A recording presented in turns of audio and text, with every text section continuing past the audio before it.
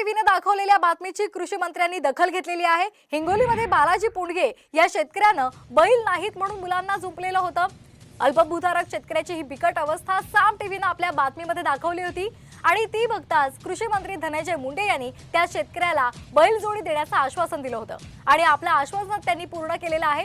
मुंडेंनी त्या शेतकऱ्यासाठी तातडीनं बैलजोडी पाठवलेली आहे। यासाठी शेतकऱ्यानं कृषी मंत्री मुंडेंचे आभार मानले। तर आपण ही दोन दृश्य पाहतोय। बैल नसल्यामुळे आपल्या मुलांना अवताला झुंपलेलं होतं। अल्पभूधारक शेतकऱ्याची ही दयनीय अवस्था साम टीव्हीने आपल्या बातमीमध्ये दाखवलेली होती। तुम्हाला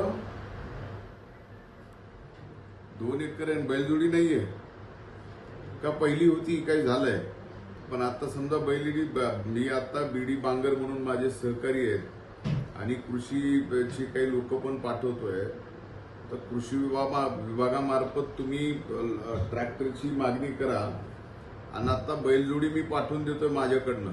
ते बीडी बांगर म्हणून येतील